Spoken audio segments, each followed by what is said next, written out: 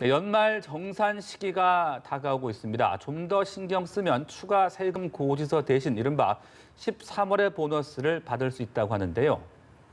그만큼 절세할 수 있는 방법에 많은 관심이 집중되고 있습니다. 오늘 김대호의 경제일기에서는 연말정산을 똑똑하게 준비하는 그 방법에 대해서 함께 살펴보겠습니다. 김대호 박사 나와 계십니다. 어서 오세요. 네, 안녕하십니까.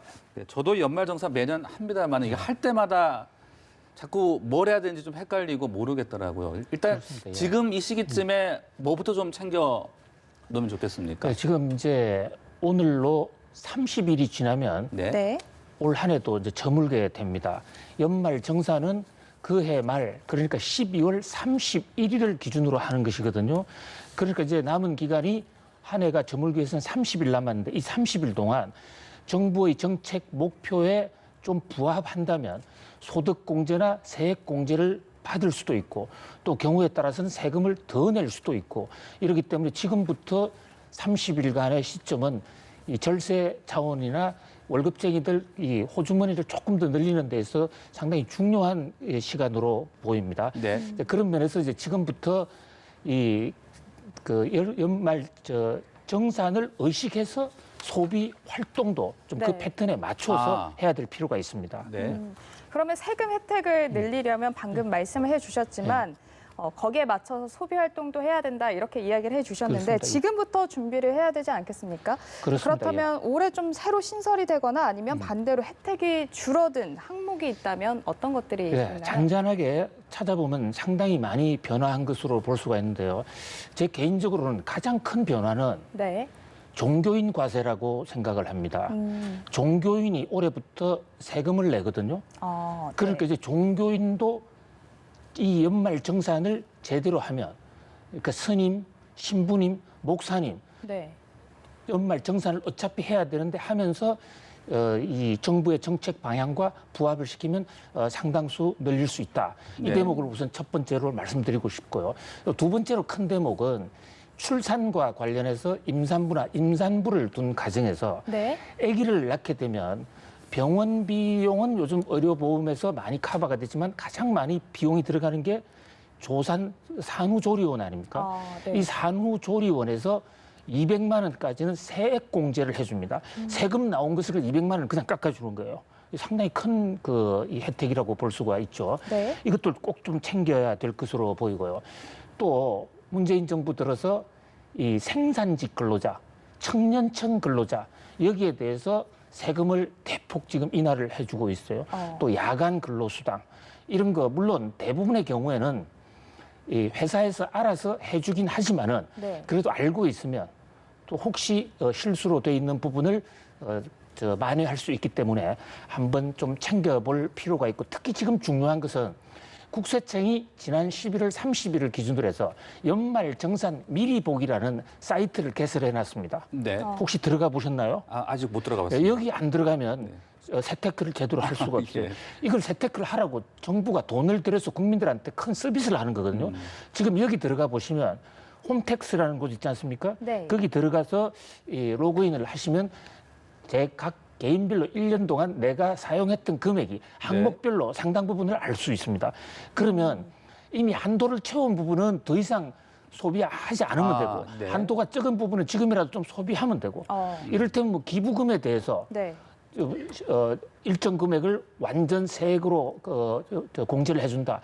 이러면 지금이라도 기부를 해도 소득이 줄어드는 게 아니라 오히려 늘 수가 있거든요. 네. 그런 면에서 국세청 연말정산 미리 보기를 오늘 저녁이라도 가서 체크해보고 네. 그에 따라서 전략을 세울 필요가 있다. 각 분야별 홈택스에 자세히 나와 있습니다. 네, 오늘 꼭 들어가 봐야겠네요.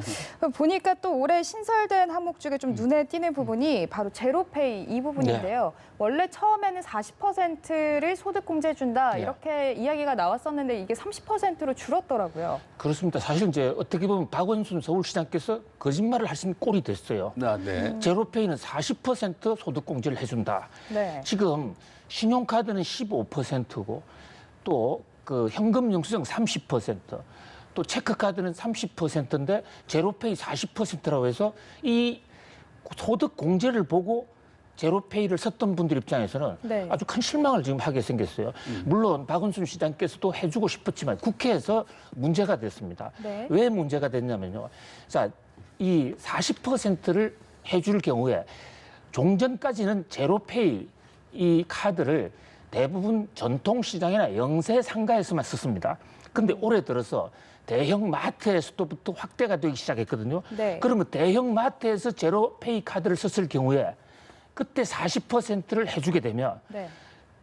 지금 굳이 전통시장을 따로 가야 될 유인책이 하나도 없어지는 거예요. 네. 전통시장도 지금 40%인데 지금 일반 이 카드가 30%니까 전통시장이 40%다. 그래서 전통시장을 좀 끌어모았는데 제로페이를 일반 마트에서 40% 해주면 유인책이 없어진다. 네. 그래서 정책적인 실패다. 그래서 국회에서 난상 토론 끝에 네. 제로페이도 전국 일률적으로 30%로 줄였습니다. 물론 30%라는 이 공제율도 신용카드보다는 2배 높지만은 네, 네. 일단 정부의 약속과 달라졌다. 그런 면에서 이 소비자들이 이 점을 좀 체크를 해봐야 혼선이 없을 것으로 보입니다. 네, 중간에도 잠깐 이야기가 나왔습니다만은 저희들이 신용카드, 체크카드 많이 쓰다 보니까 이걸 네. 어떻게 쓰는 게 현명한 건지, 그리고 또 맞벌이 부부들은 뭐 한 명이 몰아 쓰는 게 낫다 이런 얘기들도 있던데 어떻게 되는 겁니까? 그렇습니다. 지금 남아있는 한 달 동안 가장 신경 써야 될 곳이 바로 이 신용카드와 체크카드의 황금 비율을 조정하는 게 굉장히 네. 중요할 네. 것으로 보여요.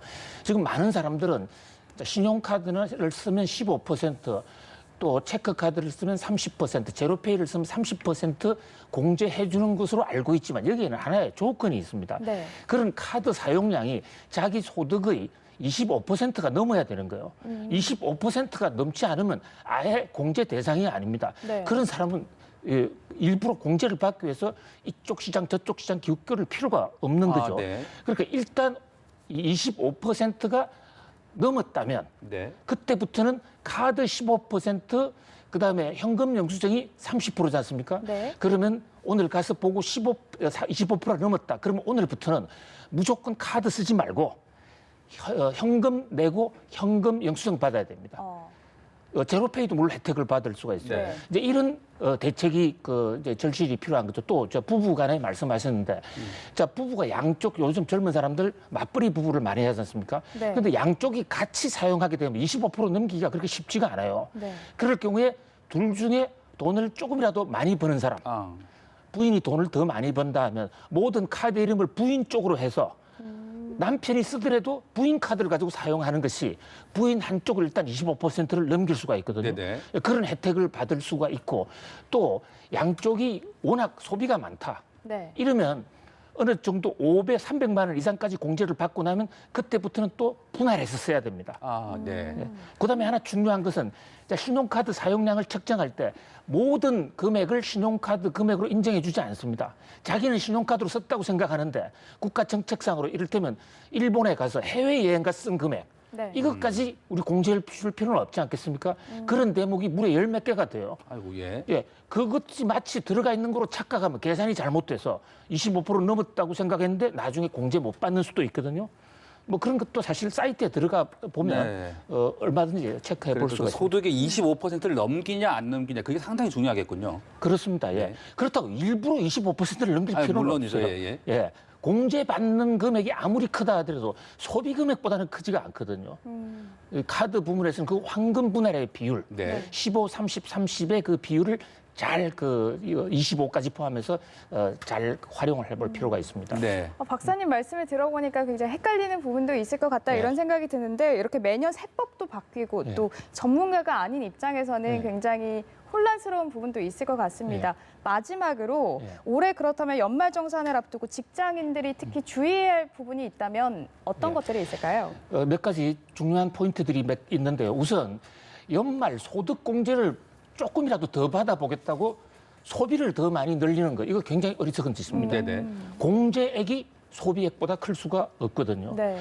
이제 그런 대목하고 또 하나는 자칫 잘못 신고하면 과소 신고를 하면 이 벌금을 내게 됩니다. 가산금을 40% 가산금을 받습니다.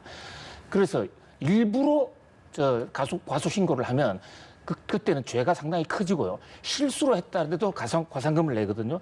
그런 면에서 예를 들면 내 부모가 형이 이미 소득공제를 받고 있는데 인적공제를 받고 있는데 내가 하나를 더 계산한다든지 네. 이런 경우에도 가산금을 받게 됩니다. 그러면 좀 이 경제 공부를 조금 할 필요가 있죠. 네, 알겠습니다. 지금까지 연말정산에 관련된 여러 가지 팁들 자세하게 알아봤습니다. 박사님 말씀 고맙습니다. 고맙습니다.